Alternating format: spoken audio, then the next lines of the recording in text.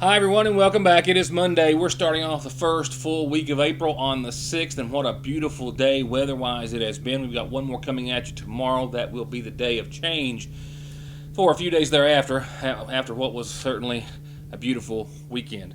Your updated forecast in more detail. A couple of serious auto accidents, two people life-flighted for serious injuries related to two separate crashes in McGoffin County since I saw you last, and of course our update with our governor in just a few moments, and as we will for the unknown future, and as we have for the past several weeks, we'll begin with an update on the pandemic nationally, statewide, and locally. The United States sadly passed a very serious milestone today. More than 10,000 lives across our nation have been lost from COVID-19, and we are very near, and I suspect by the end of the day, if not already at this hour, we'll have passed 350,000 people who have become infected with COVID-19. Those numbers, of course, continue to climb for an unknown amount of time. Our United States Surgeon General just yesterday warning that this week could be the hardest and the saddest time of most Americans' lives. As of today, this afternoon, 3,048 people in New York City alone had died. Of course, that is, the worst place in the entire United States in regards to the pandemic. Next is Wayne, Michigan, with 293 deaths behind that. New York, as a state, has seen 4,700 deaths and has been averaging about 600 deaths a day for the past 4 days. You can squeeze a little positive news out of that as saying that this is the first day that those numbers have not continued along that same escalation. Just a little bit of positive news coming out of New York. While there are over 1.3 million cases of COVID-19 around the world, the number of global deaths right now over 70,000. The U.S. leads the world with, as I said, almost 350,000 cases. We know that Italy posted its lowest daily death toll in over 2 weeks with 525 deaths reported. Here in Kentucky and closer to home, Louisville reported 59 new cases just today, 3 new deaths in Jefferson County. Knox County has confirmed its first case. Whitley County today confirming its first case. Morgan County, as we started to get wind of last night and did today, confirm its first case there. No other details about those counties. Governor Beshear over the weekend, Saturday, announced an additional new 92 cases and 3 Kentuckians who had lost their lives. Yesterday, new cases only accounted for about 38, while we still had 5 deaths. The governor stressing that Sunday's reporting methods likely the reason for that low number for yesterday. We'll have today's update in just a few seconds. 18,767 Kentuckians tested as of yesterday. 306 have recovered. Our governor reminding everyone, churches included, about not having in-person services. A Bullitt County pastor who has defied the state ban had services Sunday, as I understand. The governor says that they will start cracking down as a result. You know, in all of this unknown that we are in, I am in such awe, so proud of our state and our local leaders as well. Governor Andy Beshear has undoubtedly led the way to a healthy at-home Kentucky, and we will not be burying tens of thousands of Kentuckians as a result of his leadership. There's no denying it. Don't care about your political affiliation party. If you voted for him, if you didn't, well, it doesn't matter. That, as I see it, is the result. And I believe the state of Kentucky as a whole agrees with that. Our local judge, our local mayor, our local health department, healthcare providers as well, exemplary leadership. And I'm very proud to sit here and give you their updates and their information each and every weeknight and weekly in the Sagersville Independent. You know, a lot of folks out there are missing precious moments, grandchildren being born, missing the opportunity to say one final goodbye to a loved one who likely died home or in the nursing home or somewhere alone. I have no idea of the sacrifices that you have made. I have been out over the course of the weekend. Everyone urged to stay home. I have the luxury, if you will, of leaving the house, coming directly to the office with no one else in this building but myself, and can do so. So after one final trip to the grocery store on Friday night, that was my last trip out, as far as having any contact with anyone. I did make a few observations over the course of the weekend and today as well, going back and forth to the house and here for lunch, what have you. No other contact, no other stores, nothing else I needed that bad. It was appearing to be that a lot of folks out there getting what they needed today, but not everyone. A lot of folks just out and about. And if they were just out taking a drive and looking around, confined in the confines of their home vehicle, that is certainly all well and good and certainly warranted, because cabin fever is a real thing. But I suspect that there are a lot of out there individuals, as I saw, not practicing social distancing at all. Today was quite troublesome and worrisome for myself, to be perfectly honest, to see the number of people who were out, not all of which had to be, but the majority I'm sure did, but not all. But there is a case that absolutely defies common sense and logic, and I've read about it over the course of the weekend. The Courier-Journal had a report on Pastor Jack Roberts, the Marysville Baptist Church in Jefferson County out of Louisville, whose church had services again this weekend. He says that he told everyone, don't come if you're sick, but they still had church, and people came. People of all ages, families, no masks, no gloves. They came to church yesterday. They held church. A member of his congregation said, well, he'd had cancer 5 times and he shouldn't be alive to tell the story, so why should he be worried about the coronavirus? And my thoughts were, God blessed you with the ability to go to your doctor and go to your hospital, and the common sense apparently to seek medical attention for something that you couldn't give to someone else.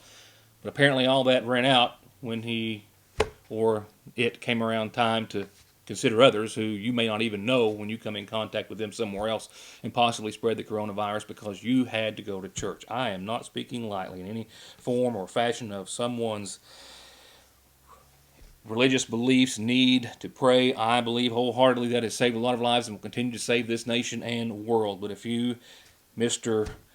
Russell Pace and Pastor Jack Roberts, don't have the common sense to stay out of the rain, I don't know what your church has in store. The careless, callous, reckless disregard for human life will undoubtedly cause someone to lose their life. Maybe not in your church. Somewhere down the line, it's going to spread, and it's going to take someone's life because you could not practice, as our local churches are, as most are across the nation, honoring the Lord with prayer, possibly online, parking lots, a lot of really creative ways that we have seen local churches do just that every Sunday and Wednesday nights as well. And we're so proud of them, proud of their faith, and proud that they're helping us keep going. But Pastor Jack Roberts is indeed a moron, and if you have a way to get to him, send him that message for me. And Mr. Russell Pace, sir, just as big of a moron as anyone else I have seen or read anything about. I can't imagine people are just taking such disregard for such a serious situation. So with that said, I hope everyone continues to self-isolate and social distance. In light of that, an executive order was issued over the course of the weekend. Will be my last statement for the first break. Sorry if I went off on a little bit of a tangent there. Our McGoffin County Judge Executive and Mayor Matt Wireman and, of course, Pete Shepard are following their leadership they have set thus far in continuing that they have said that now, in an effort to maintain social distancing under CDC guidelines and promote the health and well-being of we here in the viewing area, in addition to the travel restrictions ordered by the governor's office, they as well are imposing limits of 1 person from a family or group in a business at any time. These are similar instructions that they gave us informally days ago. It is now in the form of a local executive order. Beginning tomorrow at 12:01 a.m., limits to not exceed 5 customers per 1,000 square feet of any retail facility, grocery, otherwise. Also at the same time, when you go into a store, a grocery store, hardware store of that nature, they will have one way of movement through that store. So you will not be bumping into each other, passing someone in the aisles, and so forth. And also they are asking everyone to help them as they will be reporting non-compliant or unruly customers to Sheriff Office members and members of the Sagersville Police Department. And owners and managers of all public-facing, life-sustaining businesses that remain open assume the responsibility of ensuring the compliance of that executive order. We'll get to a couple of local accidents, serious in nature. We hope these folks are going to be all right after this. Stay tuned. A message from the Fraser's Prater Drug Store and Seasonal Shop families.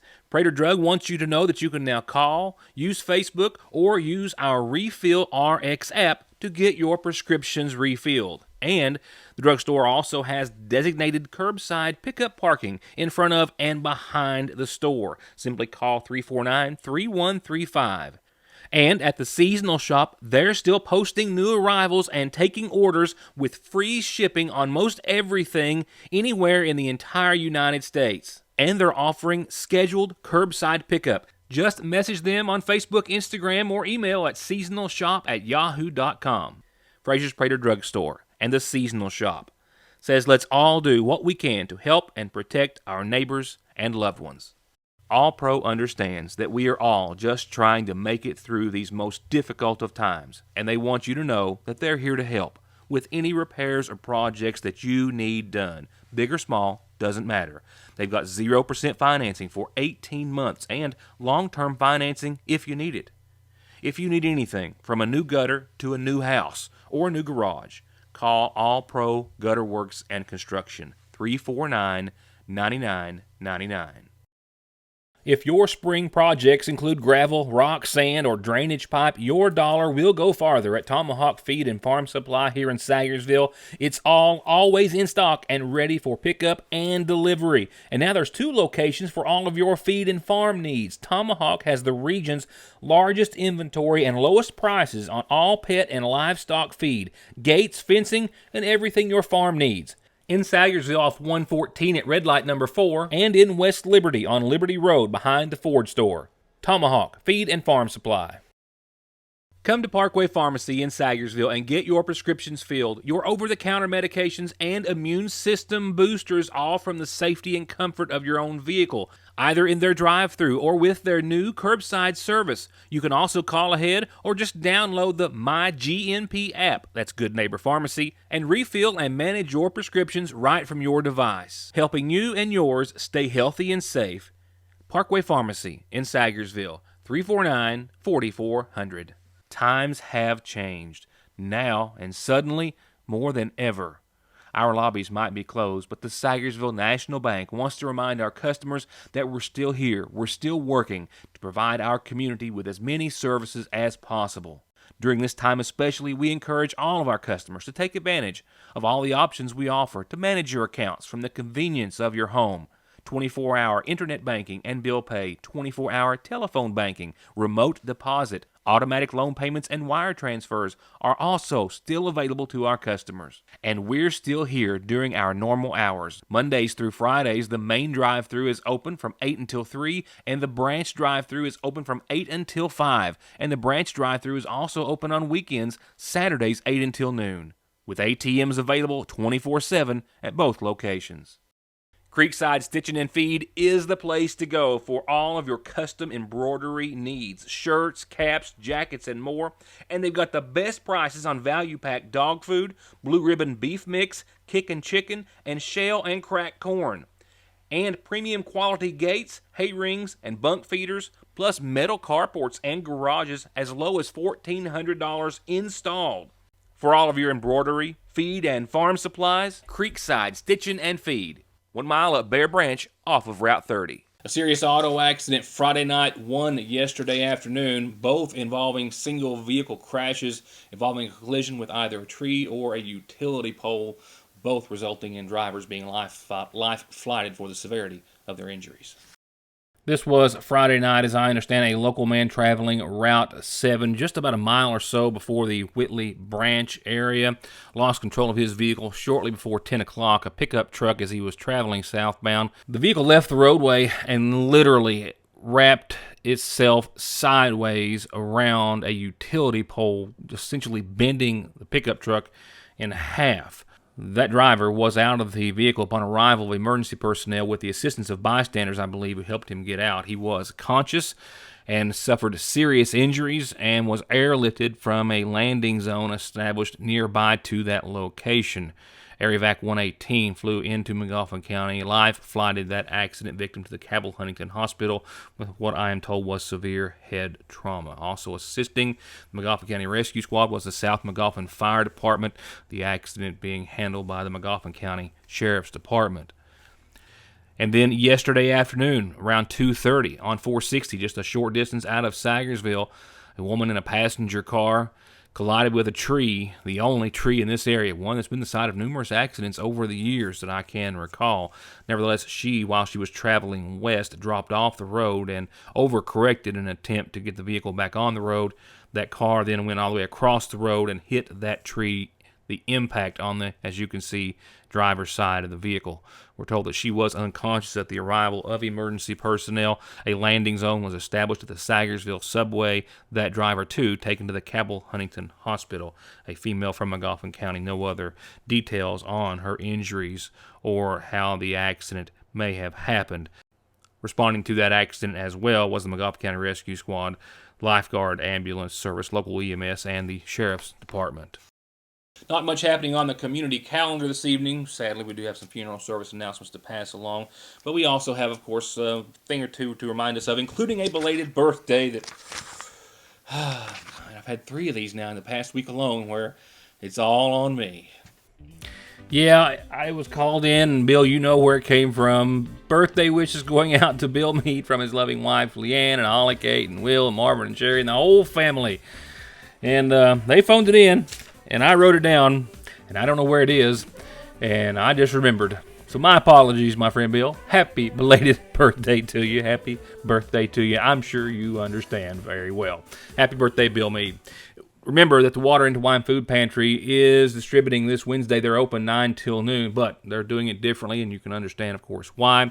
They're asking everyone to write their name large and legible, put it in your windshield on a piece of paper. Volunteers will come out, record your name, then they will bring you your commodities or your pantry items and put it either in the trunk of your car or the bed of your truck. And it has to be that way or no way, so keep that in mind for your safety and for theirs as well. But they hope that you'll come by and visit the Water into Wine Food Pantry this Wednesday, 9 until noon.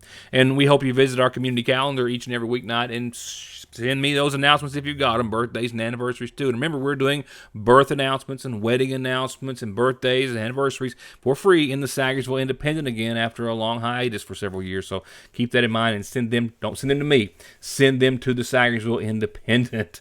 And of course, that's Heather at SagersvilleIndependent.com is the best way, or Joe, everyone who works here, or find us on Facebook and find our calendar here each night on Your News Today for you whenever you need it. Obituaries, our calendar brought to you by McGoffin Farm Bureau. Obituaries by the McGoffin County Funeral Home. And Henry Howard, who I told you had passed away early Friday morning, was laid to rest following graveside services yesterday. 83-year-old Henry of Royalton Road passed away on Friday, survived by his wife, Loretta Leith Howard, son, Randall Howard, daughters, Teresa Howard Wireman, Linda Montgomery, Robin Howard, Pam Howard, and Polly Johnson. Again, services held in his honor over the weekend.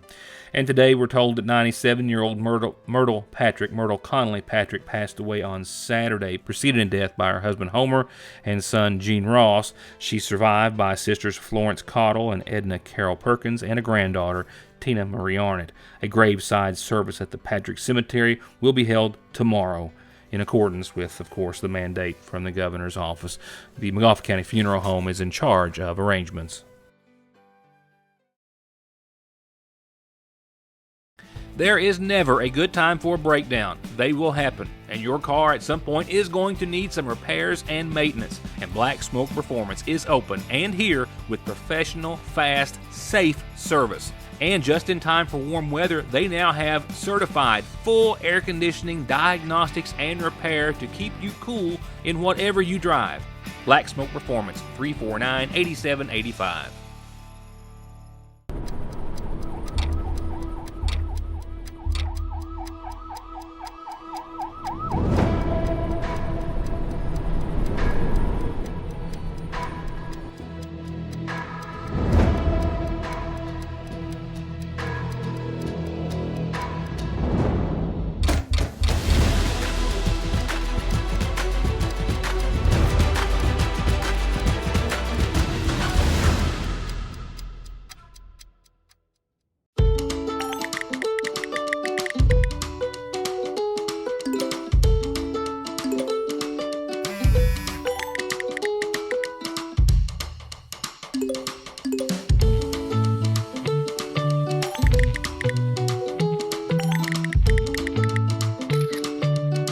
With the power to bring us together even when we're far apart, we keep families connected. We are you. We are Appalachian Wireless. Magoffin County Heating, Cooling, and Refrigeration with professional, licensed, and certified commercial and residential service technicians that can maintain and repair all manufacturers with new and old installation and financing available. Serving Magoffin, Morgan, Lawrence, Martin, Johnson, Floyd, and Breathitt counties. Magoffin County Heating, Cooling, and Refrigeration, 349-1058 or 225-6779. Getting the best deal on the best tires with the best service has never been easier. Just log on to ConleyTire.net, check out the latest rebates, sales, and promotions, pick out the tires you want, and email, call, or come by for huge savings from the family who's been proudly serving the area for over 32 years. Conley Tire in Staffordsville, 297-2424. Car accidents don't stop. Accidents at work don't stop. Disability and SSI cases don't stop. Your legal needs and concerns don't stop for the coronavirus, and neither does McFarland and Tinker. They are open, able to schedule appointments per CDC guidelines, and always available for telephone and video conferences. Please, be safe, be smart, stay home, and don't let your legal needs fall victim to the pandemic. Call McFarland and Tinker and let them take care of them for you. I had hoped last evening, shortly before listening to the 5 o'clock update with our governor, that maybe it would be an occasion where I would not have to come and turn the green lights on in the lobby of the Sacagewell Independent and Your News Today offices. That was not the case, as of course he confirmed last night. Another 3 people whose lives have been taken as a result to some degree. 5 actually yesterday, 3 Saturday for COVID-19. And tonight we hear a continued update from the governor in regards to the number of new cases, new counties as I referred to earlier, and the possibility of new restrictions as well. Starting this morning with 955 confirmed cases and 45 Kentuckians lost to the coronavirus. The governor yesterday, in announcing only 38 new cases, prefaced that with expecting possibly a much higher number today due to Sunday's reporting practices being a bit behind or limited. But there was good news today, but not enough good news for anyone to let down their guard. In fact, it is as important as ever throughout any time of this so far that we continue to social distance and we continue to stay at home. But indeed, some good news in at least one regard. One number, very encouraging, while at the same time, the most terrible of news, indicating our largest death toll for one day, I believe, to date in Kentucky. The good news, though we shouldn't read too much into it because it is only a single day, is we have 54 new cases of the coronavirus today. Now, we're continuing our audit. In our total previous number, we found 1 duplicate. So with the 54 new cases, our official state number of cases is 1,008. So yes, we crossed the 1,000 mark. We knew that we always would. 54, that's a lot less than we expected at this point. And the last 2 days are certainly less than the days before. Let's not read anything into it until we see the following days. We think we are still escalating. But let me tell you, if you want to take something positive from this number, it's that what you are doing is working. Again, we are not seeing the day after day increase, even if you think that the 54 might be an anomaly. If you go back, we had right at about 100 for 3 straight days before the weekend. So let's see what we see for the rest of the week. But 54 cases today, new cases, is a number lower than we expected, and that's a positive. Of our new cases, 15 are in Jefferson, 9 in Boone, 5 in Muhlenberg, 3 in Boyd and Kenton, 2 in Christian, Hopkins, Marshall, Rockcastle, and Todd, and 1 in Barron, Campbell, Crittenden, Fayette, Madison, Montgomery, Oldham, Shelby, and then we have 1 that is unconfirmed. Again, we have different reporting deadlines than maybe a local health department does, so some of their numbers come in the next day. Some numbers that they haven't announced are in our announcement. For instance, I believe the cutoff in Louisville, and we work to make sure our numbers are the same as about 2, and we're a little bit later than that, or it's earlier than ours. We now can confirm 19,955 people have been tested, though we think the number is much higher than that. And so if you look at our total number of tests that were done and our positives over the last 24 hours, that's also some pretty good news. We've had 163 people hospitalized over the course of this, but we believe there are only, about 70 that are currently hospitalized at the moment. In some other announcements, the governor saying that he's as well mandating that all the cabins in our state parks be made available for first responders who are having to go under quarantine at this time or any time during the pandemic. That to be made available very, very soon. And he also says that it is important for us to all remember and recognize that now, of all times, it is National Public Health Week, which means it is as important as ever for us to remember and thank those in the public health field and profession. And there were no new cases announced today in Letcher, Pike, Morgan, Johnson, Martin, Lawrence, Breathitt, and Perry counties, but each of those counties, in regards to my viewing area, have already had a positive case or positive cases. And as the governor continues to remind us, just because we are yet to have a positive case here in Magoffin and in a handful of other eastern Kentucky counties, we should all act as though we have COVID-19 and that everyone else also has it, and treat each other accordingly to help prevent its spread. With that said, your weather forecast is something you'll want to pay attention to, certainly this time tomorrow. In fact, the chance of showers and thunderstorms are possible tomorrow afternoon. Winds will also be picking up. Temperatures are going to continue to be in the 70s, and we could see some rather significant showers and thunderstorms associated with the front that's going to come through and take us from about 74, 73 on your Wednesday down to the low 50s by Friday. But before we get to those 50 daytime lows, low 50 daytime lows, the possibility for some severe weather tomorrow and into your Wednesday. The primary threats right now, winds gusting in excess of 60 miles per hour. The second threat would appear to be quarter-size hail. The timing tomorrow night into your Wednesday. Tomorrow night you will see that all of the viewing area in the majority of eastern Kentucky is in the marginal category, while moving on into your Wednesday, the slight category, as indicated by the yellow, is a little more invasive into eastern Kentucky and gets closer to the viewing area. So late tomorrow night looks to be the window. Tomorrow evening and during the early and maybe even midday hours on your Wednesday. The threat right now for some severe weather.